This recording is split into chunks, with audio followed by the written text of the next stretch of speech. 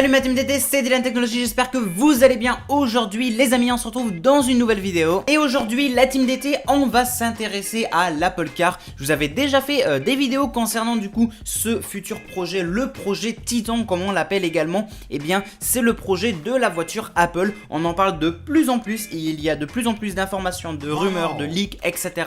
Et c'est pourquoi du coup je vais en profiter pour vous dévoiler les toutes dernières infos. J'avais fait une vidéo du coup en parlant effectivement de l'Apple Car et depuis il y a eu de nouvelles informations comme une potentielle date de sortie. Bien évidemment je continuerai de le préciser jusqu'au bout, ce ne sont que des rumeurs, j'ai pris les rumeurs les plus sérieuses mais ça reste dans tous les cas des rumeurs, donc à prendre avec des pincettes. En effet, si on devait commencer par la date de sortie de cette Apple Car, eh bien ce serait potentiellement pour début 2024 à peu près, hein. Ce serait donc une voiture électrique, donc l'Apple Car, une voiture électrique qui sortirait début 2024 comme on peut justement le voir ici par exemple. Sinon qu'est-ce qu'elle aura exactement cette voiture justement? Eh bien Apple lancerait donc sa voiture, l'Apple Car. Son nom exact il n'est pas encore réellement connu, on sait que à côté ça s'appelle également le projet Titan et donc elle devrait sortir en 2024. Apple serait du coup en train de développer également une batterie qui serait selon eux révolutionnaire, un monobloc basé sur la technologie LFP en lithium fer phosphate. Voilà, c'est mon anglais, hein.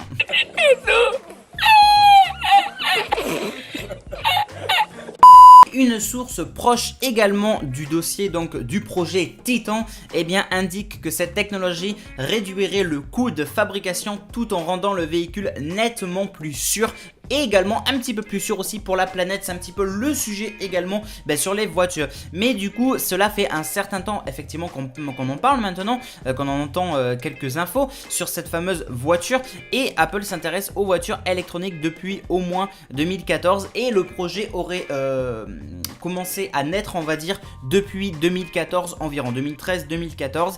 Donc Apple justement n'a d'ailleurs pas été le seul à vouloir s'introduire on va dire dans le monde de l'automobile et justement il n'y a pas que eux, il y a également Sony qui ont essayé de développer un prototype de voiture électronique. Bref, tout le monde a envie de s'y coller j'ai l'impression, mais bon, qu'est-ce que ça va réellement valoir cette Apple Car? Eh bien je vous expliquais un petit peu. Donc effectivement on aurait une batterie qui serait électrique donc en un seul bloc, un gros bloc de batterie avec une composition prometteuse comme je l'ai dit, une batterie qui serait beaucoup plus puissante, qui tiendrait bien plus, etc. Ça c'est ce qu'ils nous ont promis. J'espère que ça sera pas une batterie comme sur l'iPhone.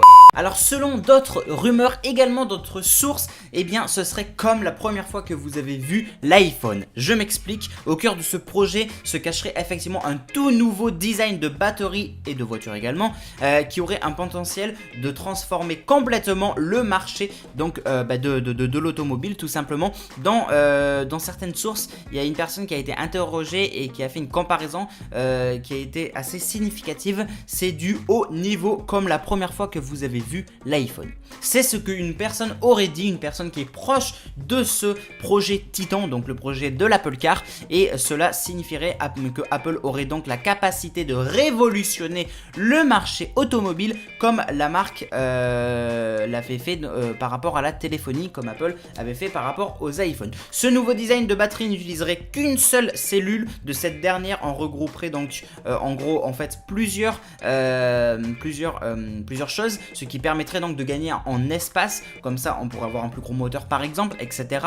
Et Apple pourrait également utiliser cet espace du coup pour créer des voitures plus compactes également, et ça pourrait vraiment être sympa aussi, ou au contraire avec plus d'autonomie, pourquoi pas. Toujours d'après les sources justement, Apple réfléchit à remplacer le lithium-ion, donc le type de batterie utilisé donc dans les batteries donc des iPhones, etc., pour le remplacer avec le lithium fer phosphate, comme je vous dis tout à l'heure. Merci pour mon anglais Dylan. Voilà, ça chaufferait moins en gros et ce serait plus sûr, plus écologique, plus tout ça, etc., etc. Et sinon, c'en est où du coup exactement au final de ce projet, le projet Titan, le projet de l'Apple Car? Parce qu'on est tous un petit peu impatients. Comme je vous l'ai dit dans la vidéo, eh bien la date de sortie pourrait potentiellement être estimée à 2024, mais pas avant. Ce projet a débuté entre 2013 et 2014. C'est un très gros gros projet, avec un très gros coût, avec beaucoup de recherche, beaucoup d'inventions, beaucoup de technologie également, parce qu'on sait que cette voiture va être blindée en technologie. Et quand je vous dis blindée en technologie, c'est vraiment blindé comme un véhicule blindé, mais en technologie.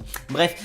A few moments later. En tout cas, c'est ce que les sources donc l'ont affirmé. On aurait donc vraiment un véhicule vraiment ultra technologique. On pourrait imaginer également, et ça je suis sûr que c'est fort possible, on pourrait très bien imaginer un logiciel intégrant la voiture. Alors pas n'importe quel logiciel, un logiciel qui se baserait potentiellement à iOS par exemple. On sait qu'aujourd'hui il y a un espèce de logiciel, on va dire ça comme ça, qui s'appelle donc CarPlay, que vous connaissez peut-être, qui est dans certains véhicules, mais vraiment pas énormément de véhicules, où on peut directement connecter l'iPhone. Et encore, c'est un grand mot de dire connecter l'iPhone, c'est surtout qu'on a des applications dans la voiture, etc., etc.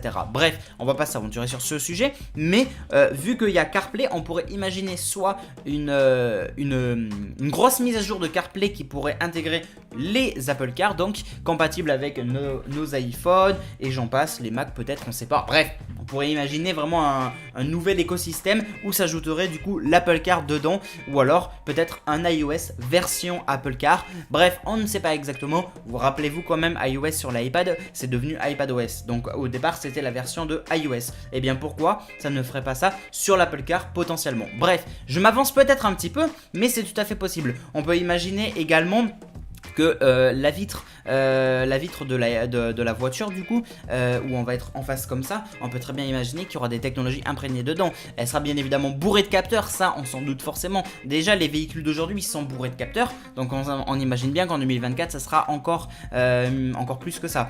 Bon alors, et sinon pour le prix, on en est où? Alors le prix c'est beaucoup plus compliqué à dire, parce qu'il n'y a pas vraiment de prix en fait. Je m'explique, il n'y a pas vraiment de prix parce qu'en fait, on se base tous sur des rumeurs. Il n'y a rien d'officiel de chez Apple, d'accord? Apple n'ont rien dit à ce sujet, enfin, ou presque rien, à part quelques petites phrases mais qui pourraient laisser penser, mais c'est tout. Malheureusement, on n'en a aucune information. On ne sait pas du tout, effectivement, quel sera le prix parce qu'on ne sait même pas quel matériau Apple va utiliser, quelle technologie il y aura exactement, etc., etc. Mais ce qu'on peut dire à ce jour, c'est qu'on s'attend à une somme qui va à plus de $30 000, $30 000, donc qui représente entre guillemets approximativement 28 à 29 000 euros.